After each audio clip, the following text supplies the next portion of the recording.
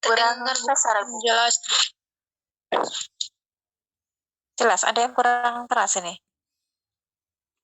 Ada, Bu.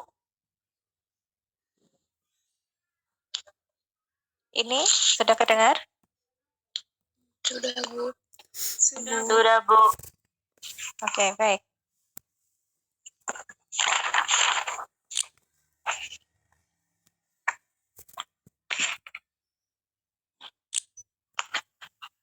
Ya, baik.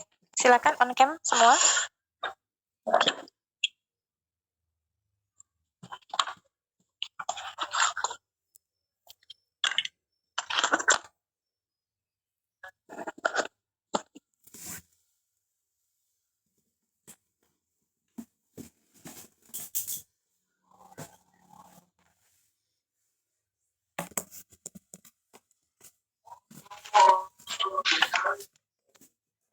Suaranya lebih jelas mana dengan yang ini? Sudah jelas sekarang. Lebih jelas yang tadi apa yang ini? Sudah jelas, Bu. Mungkin teman-teman yang lain tidak ada jaringan, makanya suaranya Bu hilang-hilang.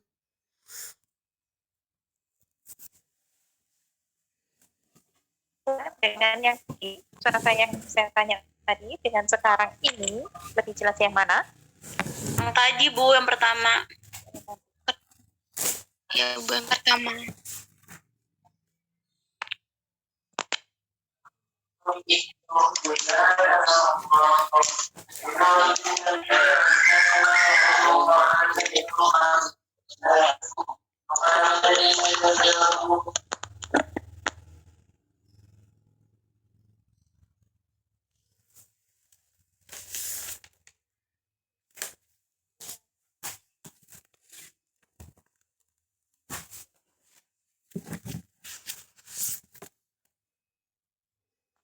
Ini jelas? Jelas, Bu. Baik. Kita mulai saja. Silakan on cam semua.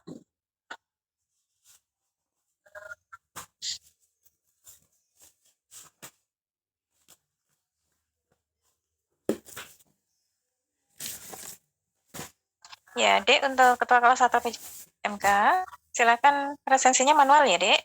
Saya sempat ya buat Google Form-nya. Manual kembali ya untuk pertemuan kali ini. Ya, ini saya sudah yang sebenarnya kalau pertemuan kelima ya ini. pertemuan kelima. Ya, untuk presensi tanggal disesuaikan dengan yang memang harinya ya. Jadi misalnya kemarin hari Kamis itu saya 2 kali gitu ya. 2 kali pertemuan saya jadikan 1, tapi itu mengisi di presensinya supaya nanti admin di sana di WHN nggak bingung, tetap disesuaikan dengan jadwal yang sesungguhnya ya. Tanggalnya maksudnya. Baik.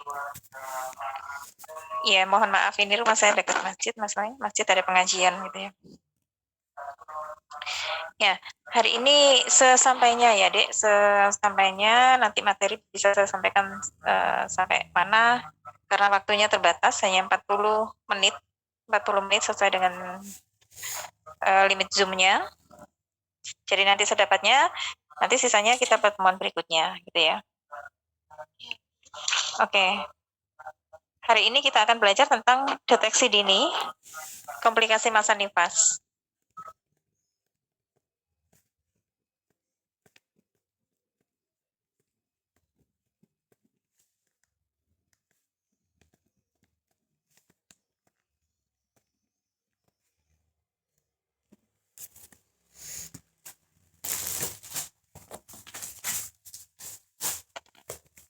Sudah nampak ini slide saya?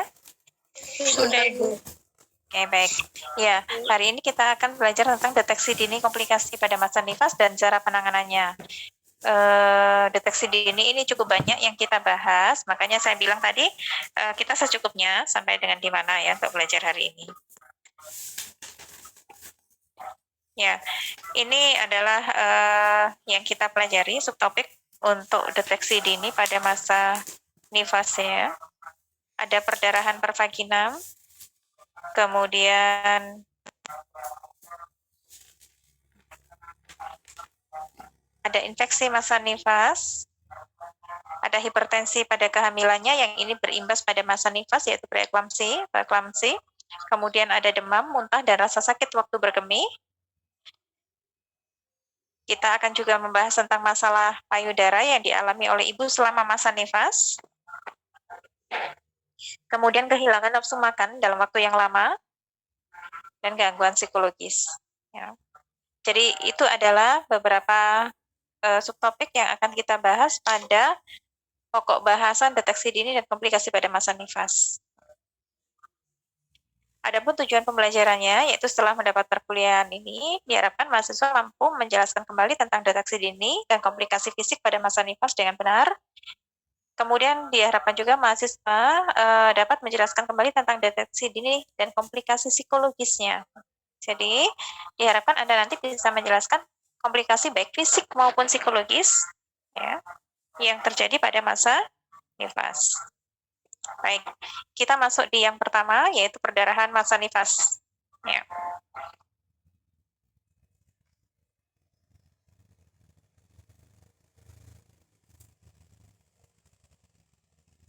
Ini apa?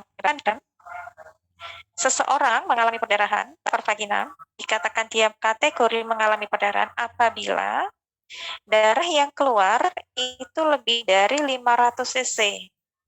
Ya. Maaf deh, suara saya cukup terdengar? Iya, Bu, cukup. Cukup, Bu. Ya, suara saya, maaf, saya dekat banget. Ya, jadi sekali lagi saya ulang bahwa, bahwa seseorang atau ibu dalam masa nifas itu akan dikatakan dia mengalami perdarahan apabila ibu itu mengeluarkan darah lebih dari 500 cc pada saat itu.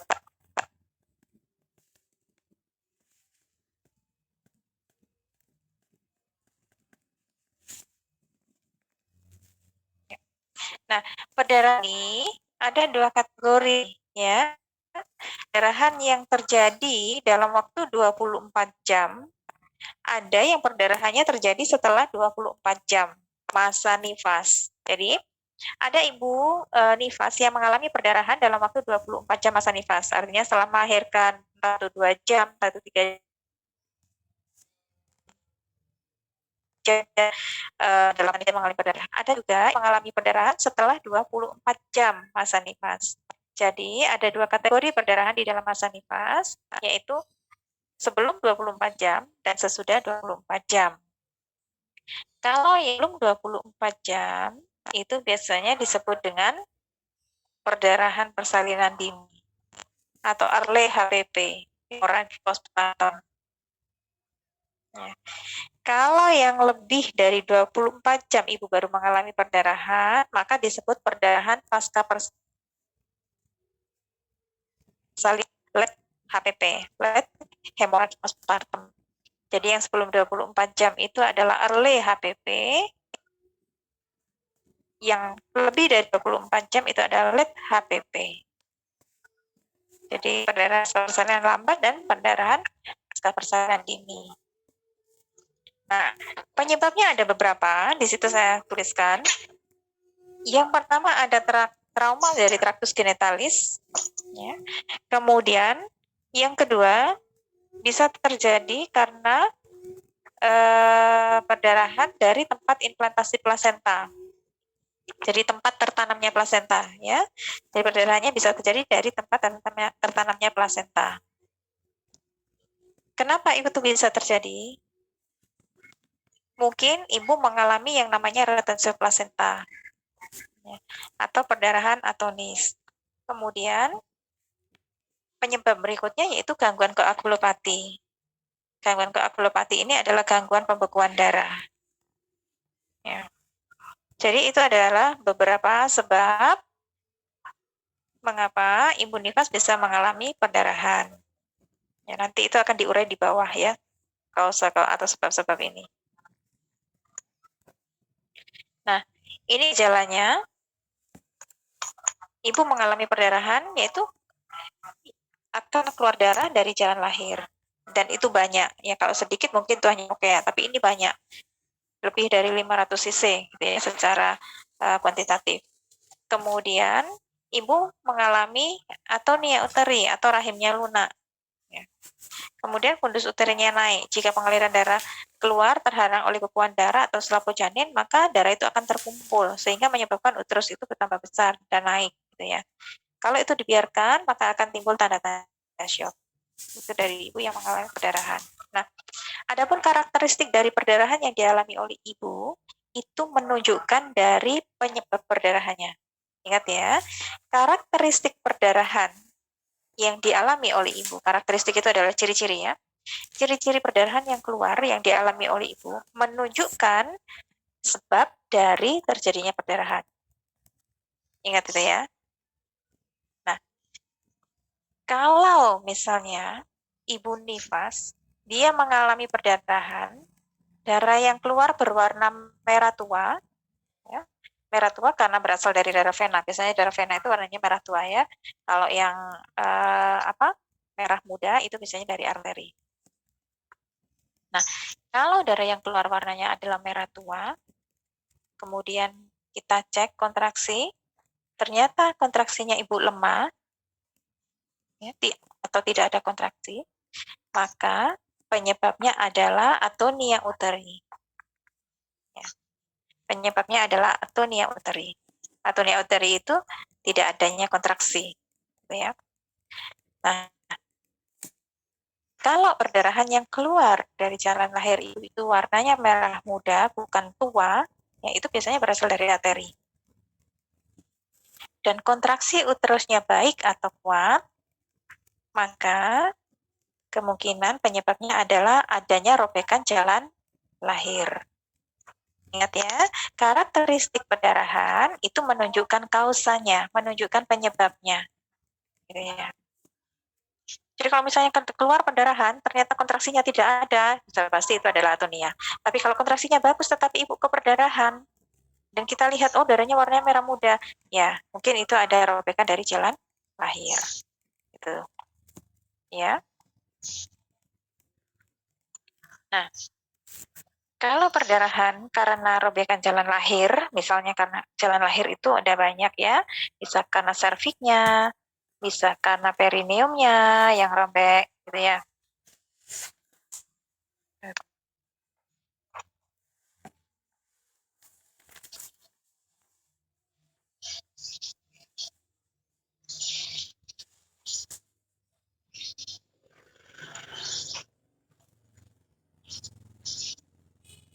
Ya, sebelum saya beralih ke masing-masing penyebab tadi, ada yang ingin disampaikan dulu barangkali atau ada yang ingin ditanyakan atau ada yang belum jelas mungkin? Silakan kalau ada yang ingin ditanyakan sebelum jauh.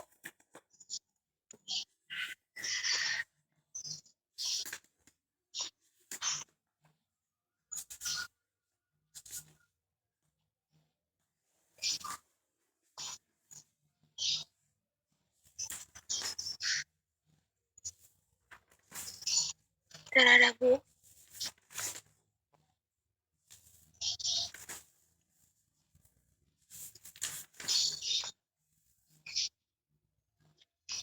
Baik, tidak ada yang ditanyakan. Kalau tidak, saya lanjutkan dulu. Nah, ini yang perdarahan karena robekan karena jalan lahir ya. Misalnya robekannya itu ada pada serviks. Tahu ya, serviks tempatnya di mana ya? Bisa jadi robekan pada serviks, bisa jadi robekannya pada perineum, ya.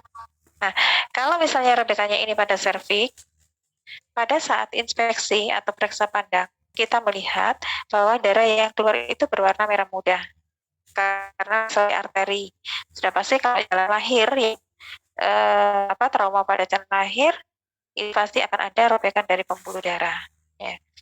Kemudian melakukan pemeriksaan dengan spekulum untuk melihat apakah memang benar-benar itu robekan yang terjadi pada serviks. Kemudian kita harus menilai seberapa dalam robekan tersebut. Jadi kalau terjadi perdarahan dan kemudian kita cek, ternyata kontraksinya baik nih. Oh, kontraksinya baik, berarti bukan atonia.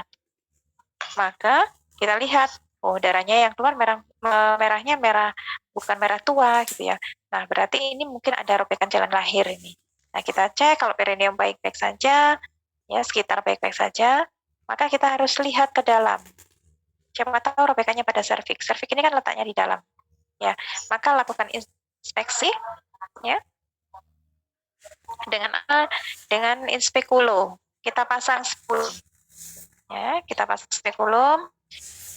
Lihat sumbernya, nilai seberapa padannya.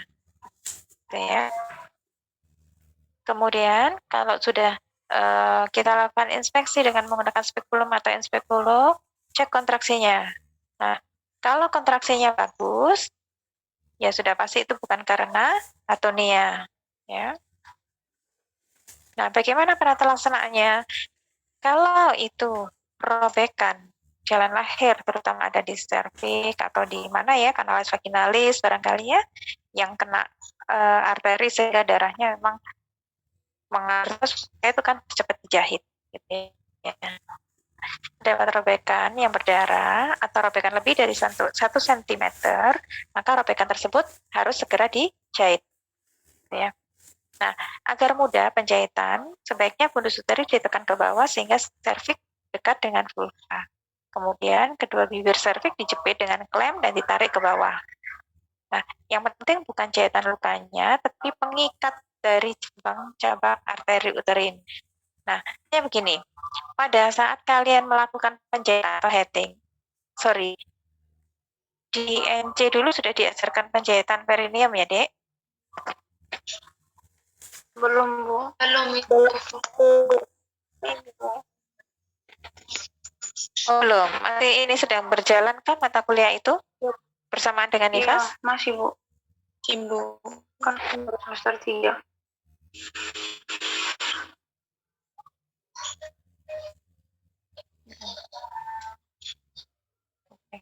Ya udah. Jadi begini, kalau kita menjaga jalan lahir, maka pembuatan simpulnya itu 1 cm di atas luka. Jadi ya apa ya, saya nggak bisa menjelaskan deh. Jadi kalau misalnya ada robekan luka, saat menjahit itu jangan pas yang dirobeknya dulu. Pembuatan simpulnya harus di atasnya dulu. 1 cm di atas luka, kemudian baru menjahit lukanya. Ya. Jadi bibir serviks itu harus kita lihat dulu, kita klem, kita tarik ke bawah untuk melihat sumber perdarahannya ada di jam berapa. Gitu. Supaya kita tepat dalam menjahitnya. Ya.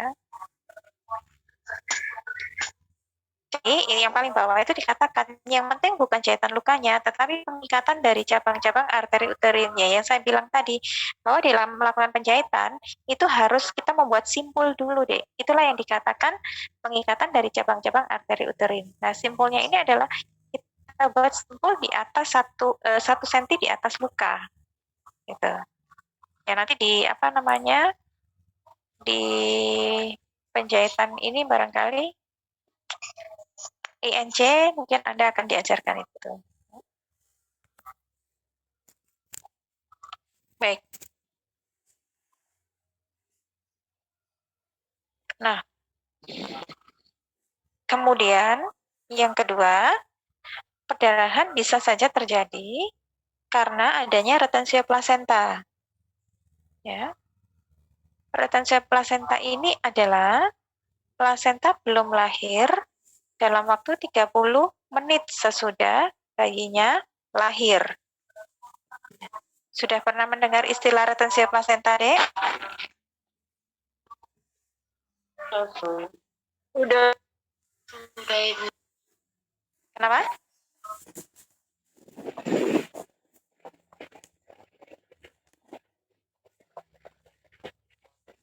Saya tidak dengar, Dek. Apakah kalian sudah pernah mendengar istilah retensio plasenta?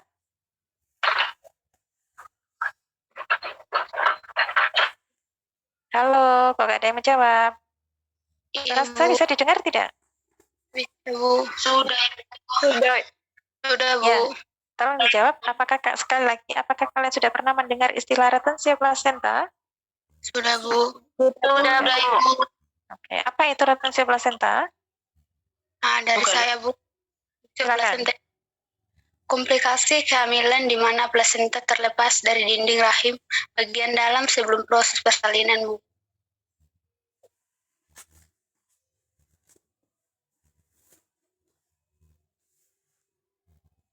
Oke, yang lain setuju?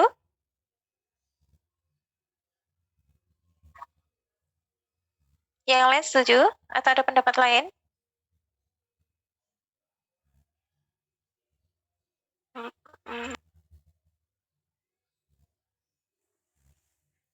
Ya, halo. Yang lain? Ada pendapat lain?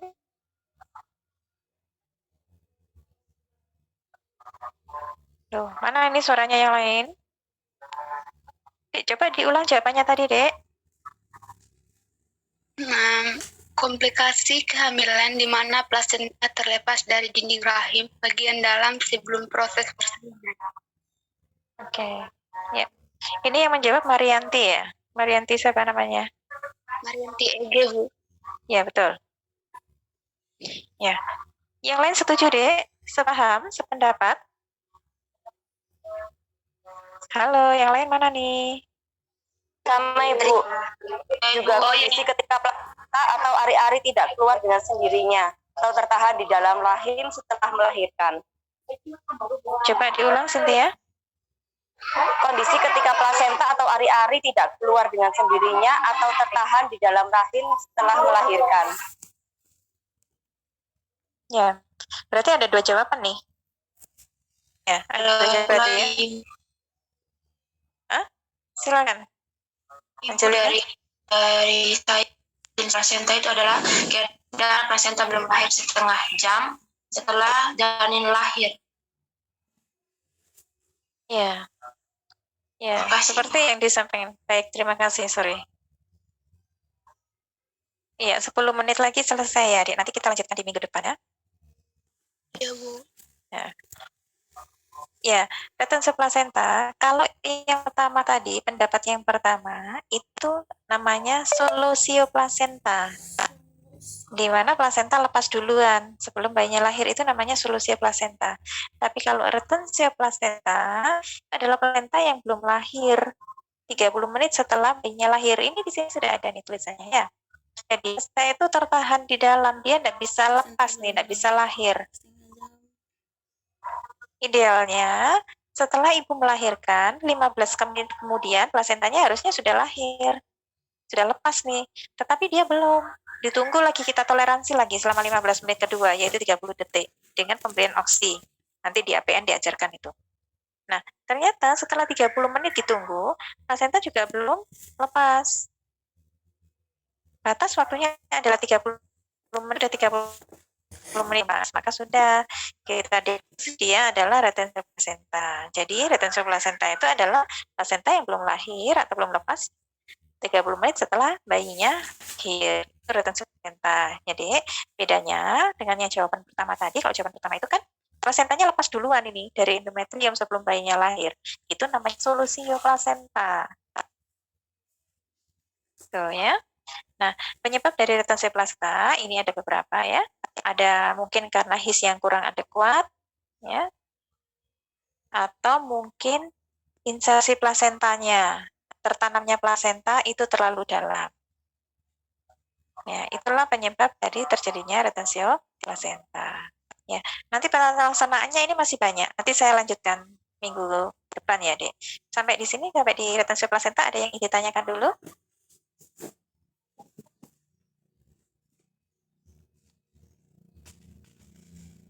Ada yang ingin ditanyakan? Saya, Bu. Silakan. Bu, kan ini kan retensio plasenta. Maksudnya itu ini bayi sudah lahir dahulu tapi retensio plasentanya masih di dalam perut. Itu tidak terjadi apa-apa dalam kondisi ibu ya, Bu? Maksudnya selama 30 menit lamanya itu. Ya, ya kan kita menolong bersalin lahir duluan. Kemudian kita menunggu plasenta ya. Nah, kita menunggu plasenta untuk lepas dulu baru kita lahirkan. Normalnya adalah 15 menit dia sudah lepas, baru kemudian kita lahirkan. Gitu. Nah, tetapi 15 menit ternyata belum lepas nih. Kita tunggu lagi, kita toleransi lagi 15 menit yang kedua. Sambil diberikan oksitosin. Nanti di APN itu diajarkan. 30 menit ternyata kita tunggu plasenta nggak lepas-lepas nih. Nah, maka diagnosis kita adalah retensi plasenta. Ibu tidak masalah di retensi plasenta ini mungkin ada yang menyebabkan perdarahan, ada yang tidak. Maka kenapa retensi plasenta ini masuk di dalam kategori penyebab terjadinya perdarahan? Karena retensi plasenta ini ada yang dia disertai dengan perdarahan, ada yang tidak disertai dengan perdarahan. Dan ini penata laksanaannya beda. Nanti kita bahas di minggu berikutnya. Ibunya insya Allah nggak apa-apa. Asalkan ini nanti kalau terjadi perdarahan, segera diatasi. Itu ya, Dek. Ya, Bu. Terima kasih, Bu. Oke. Penyebabnya adalah ini ya. Secara fungsional mungkin HIS-nya yang kurang adekuat. Atau kalau secara patologi anatomi, insersi plasentanya yang terlalu dalam. Tertanamnya plasenta yang terlalu dalam sehingga dia nggak bisa lepas. Itu ya. Ya, Bu. Baik, sementara ini dulu yang saya sampaikan. Nanti berikutnya kita pertemuan di minggu depan. Ya. Baik, Bu. Baik, Oke, Bu. baik. Ya, waktunya sudah tinggal beberapa menit. Terima kasih untuk perhatiannya. Nanti kalau bertemu karena waktunya hanya 40 menit dari kampus, maka ketika saya share link, harapan saya tidak sampai 5 menit Anda sudah bisa join semua, gitu ya, supaya waktunya agak lama untuk pemberian materinya. Gitu ya, Dek. Nanti di minggu depan dipersiapkan lagi. Insya Allah saya bisa. Mudah-mudahan bisa ya. Ibu, materinya boleh kirim ke grup. Google Classroom ya, Dek. Materi yang kemarin-kemarin. Kalau yang ini belum selesai, ya. Iya, Bu. Makasih, Ya. Bu. Oke, terima kasih. Saya akhiri. Selamat pagi, Dek. Assalamualaikum warahmatullahi wabarakatuh. Waalaikumsalam.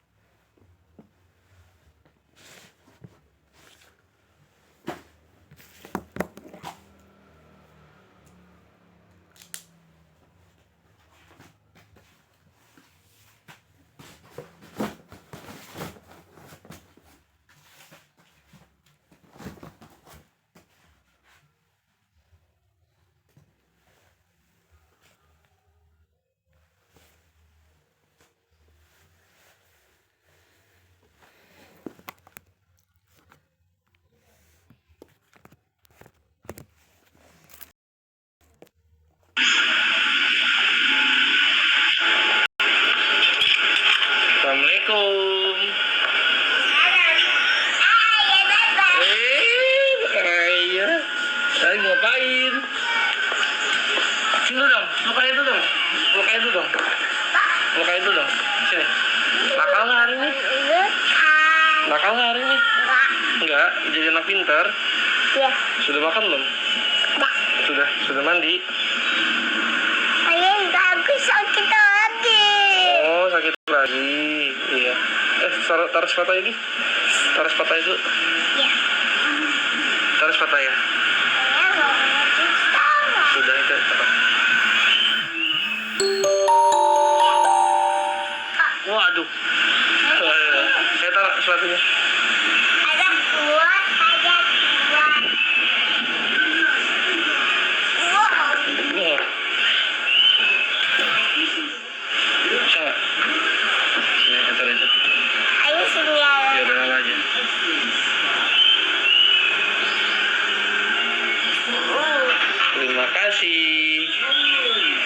kasih.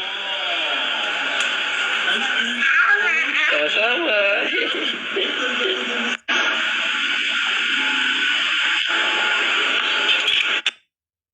Nanti. Nanti kalau habis malam baru nonton Big Bang. Iya, Sabira. Pak, Sabira suntikannya masih sakit nggak? sudah tidak ayah kan ada pemberani dan kuat. Oh, anak pemberani dan kuat. Iya, Benar sudah tidak sakit. benar. Sabira tadi live di TikTok ya? Iya, Banyak banget loh Sabira yang ngasih Sabira hadiah. iya. Apa aja sih Sabira yang kasih hadiahnya? Petasan. Masa bukan dia? Iya. Keren banget tapi ya, kan lah. sudah. Iya, bilang apa sama Om dan Tante? Makasih Om dan Tante. Semoga Semoga Om dan Tante kesehatan. sehat selalu. Sehat selalu. Amin. Amin. Bukan kesehatan.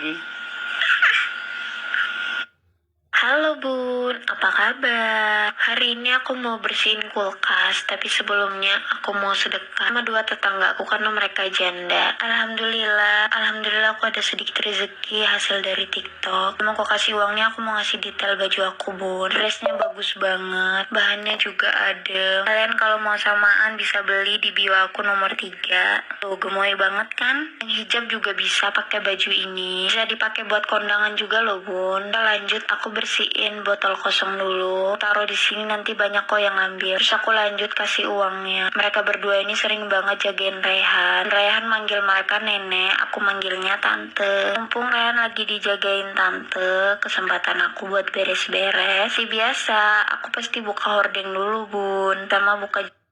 Bukan sulap, bukan sihir. Sapu ajaib andalan Minto yang wajib kamu punya. Lihat deh, sapu ini bisa kamu jadiin sapu, pel, sekaligus pembersih kaca loh. Tuh, praktis banget kan?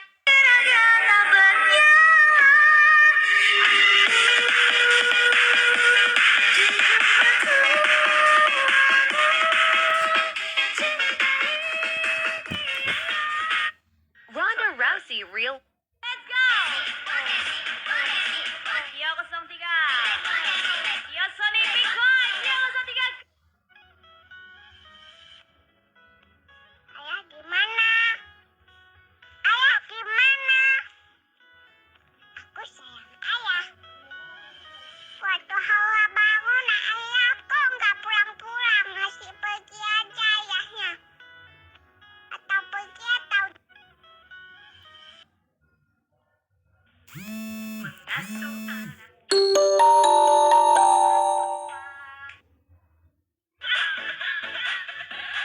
Ucil Funky, bring back. Enggak, aku cuma video doang kok.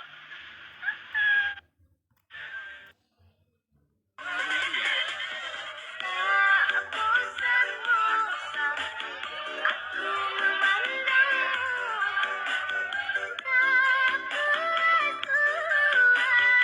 Aku merindu.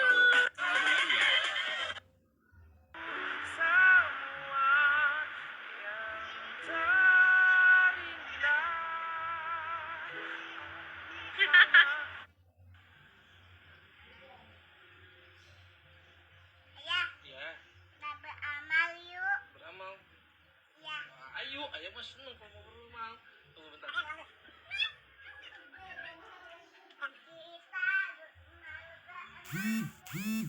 Amal, beramal. Ayah bertemu kemudian ya. Iya.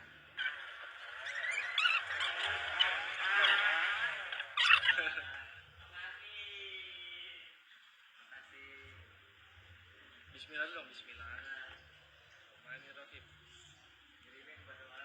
Iya. Alhamdulillahnya mana? Alhamdulillah dong. Alhamdulillah dong.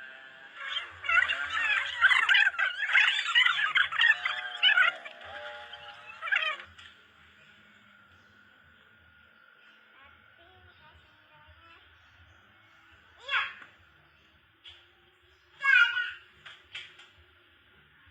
Amalnya buat siapa?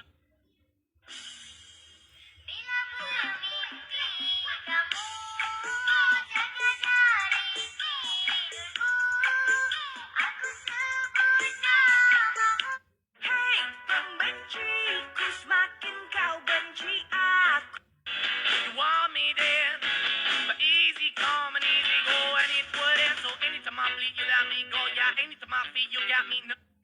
Semoga bahagia engkau.